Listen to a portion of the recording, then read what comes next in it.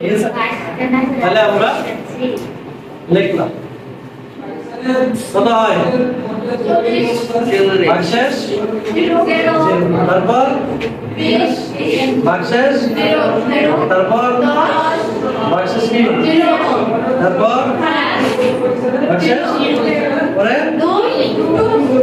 ভাগশেষ কত তারপর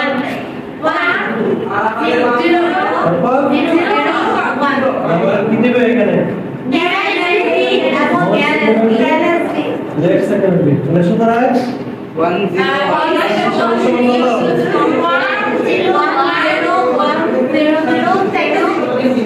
এই হচ্ছে আমাদের পূর্ণ সংখ্যাটি। এখন আমরা কথা বলছি ভগ্নাংশ করার ক্ষেত্রে অবশ্যই এই নিয়ম ফলো করতে হবে। স্যার এখানে লিখতে হবে পূর্ণাংশ লিখতে হবে কি ভগ্নাংশ। এখন আছে আমাদের ভগ্নাংশ কত আছে 22.22 এই যে এইভাবে লিখতে হবে 22 গুণন আমাদের বেস কত আমরা কোথায় যাব বাইনারিতে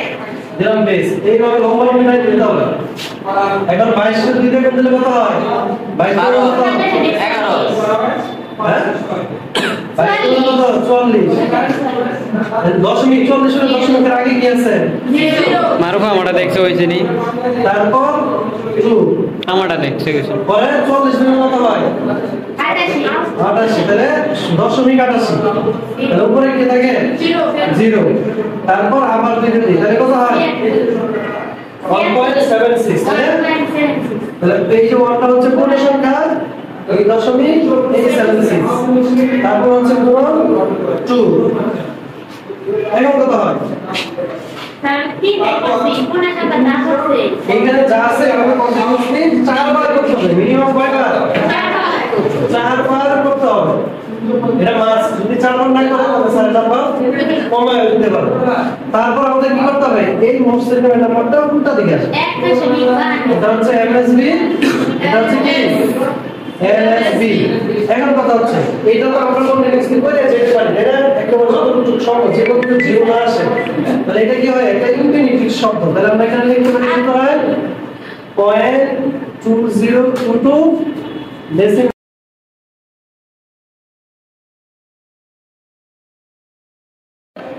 লিখে দিন স্যার সামনে দশমিক ঠিক আছে এবং এই দশমিকের সামনে এটার সামনে একটা দশমিক হবে দশমিক বসে তারপর এই দুটো বের করার পরে আমাদের লিখতে হবে অতএব